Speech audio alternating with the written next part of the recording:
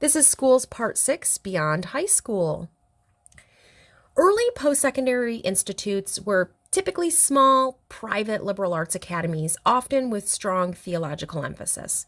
There's lots of examples of this right within our direct community, but one of the best examples that I can think of is looking at Eastern Michigan University, the large university in Ypsilanti, Michigan. Now, if you look at Eastern and you think, what kind of school is it? Because each kind of school has like a little thing that they're known for. Eastern is known for being a teacher college. Well, why is that? Because Eastern Michigan University started out as the normal school. That's what it was called. And it was a very, very small school, original buildings still on campus. And what it was a school where people came to learn how to be teachers.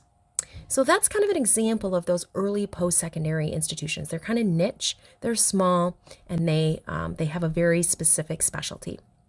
Nowadays, especially in the United States, post-secondary education is, it has a very, very large variety of what it could look like. So it could be public or private. It could be 2-year, 4-year. Some emphasize liberal arts educations. Others focus on technical, vocational, pre-professional training. There are so many options within higher education nowadays. We have seen a large increase in enrollment in the last 125 years. In 1900, only 4% of 18 to 21-year-olds were enrolled in college. Today, that number is 70%. 70% of high school graduates enroll in a 2 or 4-year college immediately after graduation. And this increase in enrollment, it's specifically been dramatic for women. So lots and lots more women enrolling in college. Now, I know that this can look a little different because we have dual enrollment, which a lot of you are probably a dual enrolled student. And so we have a large increase in students enrolling in post-secondary educational institutes even prior to graduation. The great news is those students still continue on into higher education institutes, but already have some college credits under their belt. Let's look at completion rates. 60% of all students in 4-year colleges complete their degree within 6 years. Now, you might be thinking, that's a kind of low number. Yeah, it is.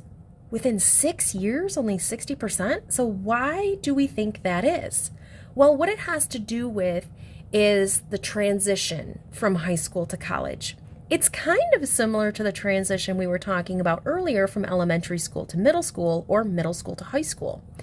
A lot of these students entering college, it might be a culture shock for them, or it might be very intimidating for them because all of a sudden they're entering into this large school. Maybe it's larger than their high school was. Maybe it's nerve-wracking, it's intimidating, it's an impersonal environment. You sit in a large lecture hall of 120 students. The instructor has no idea what your name is. You're kind of just a student number. A TA goes and grades your test. Like, that could be what it looks like at a lot of 4-year institutions. In fact, it is what it looks like at a lot of 4-year institutions. And let's look at another reason. Sometimes this transition into college, it coincides with other life changes. So things like leaving home for the first time, or breaking off or beginning a new romantic relationship, or having to manage your own residence for the first time, or your own finances for the first time. And so it's because of these factors, all of these factors that I've talked about, these are the reasons why we don't have a lot of students finish their degree. In the United States, that is particularly the case. So the United States has actually one of the lowest college completion rates in the industrialized world.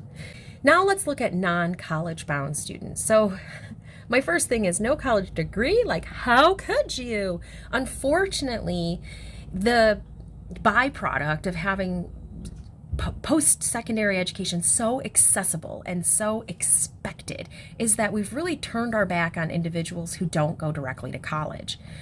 Secondary schools are geared mostly, well, let's just say almost exclusively toward college-bound students, even though 1/3 of adolescents don't go on to college. Students who aren't headed to college by choice or unavoidable circumstances, they find that their high schools have not quite prepared them for all of the real world, right? Especially employment. As a consequence, a lot of individuals who don't end up going on to college, they spend their early adult years between periods of part-time work. They jump from job to job. They might be unemployed for a while. Maybe they're underemployed, which means they work at a job that's less challenging than they'd like or that they're qualified for.